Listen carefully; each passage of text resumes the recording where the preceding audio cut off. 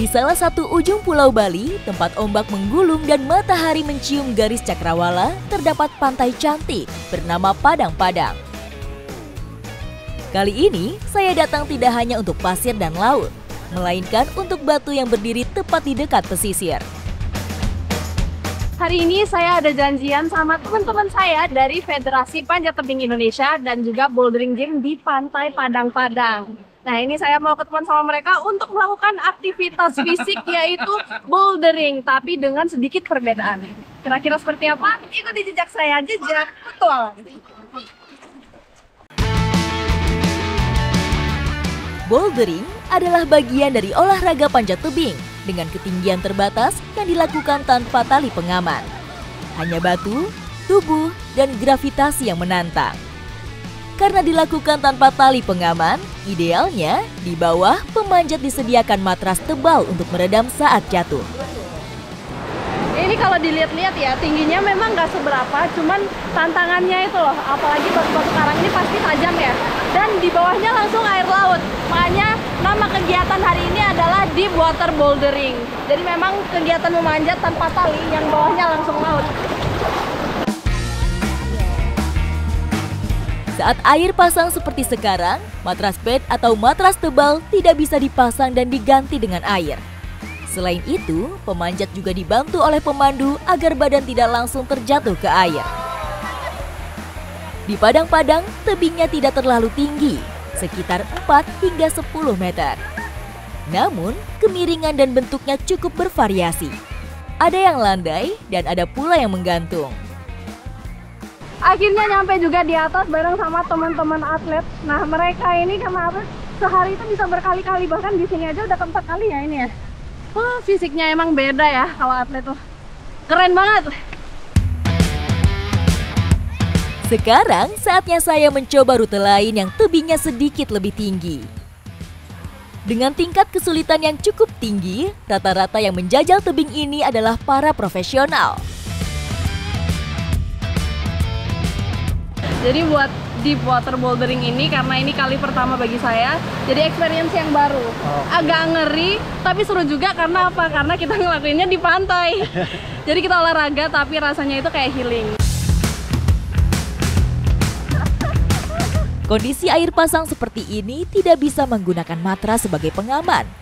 Jadi, saya menunggu air pasang agar bisa turun dari tebing setinggi 4 meteran ini. Oke, biasanya berarti karena tanpa tali, turun sedikit sampai sekiranya aman gitu ya, baru nyebur ya. Karena di sini kebetulan airnya itu nggak terlalu dalam, agak dangkal. Mungkin kalau dalam sekali bisa langsung lompat ya.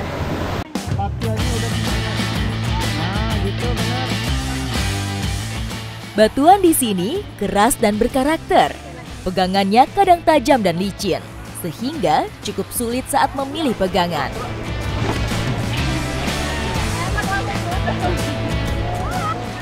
Karena emang tanpa tali, jadi turunnya biasanya itu ada climb down ataupun juga langsung lompat.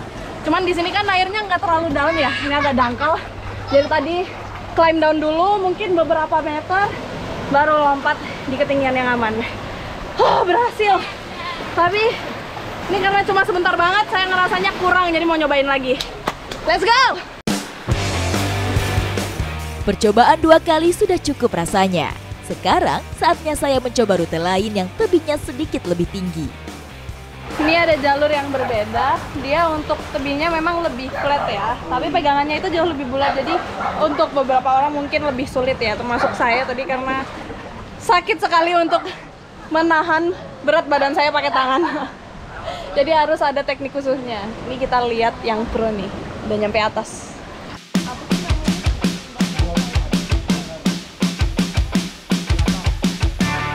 Dalam bouldering, bukan hanya kekuatan yang utama, tapi juga kelincahan dan strategi.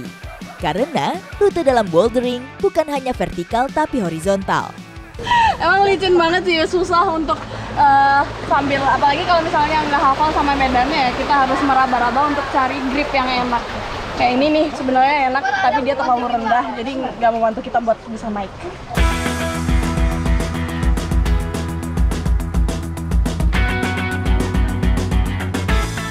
Kemiringan tebing di sini cukup bervariasi. Bahkan ada yang mencapai 80 hingga 100 derajat. Bagi saya, bisa mendorong badan sendiri untuk meraih grip selanjutnya sudah jadi kebanggaan.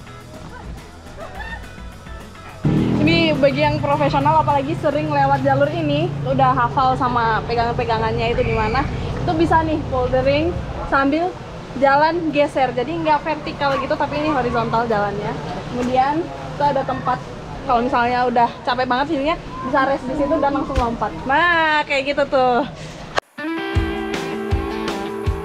Bouldering di padang-padang bukan sekedar olahraga. Tempat ini seolah memberi ruang untuk merayakan kebebasan tubuh sembari menikmati keindahan alam.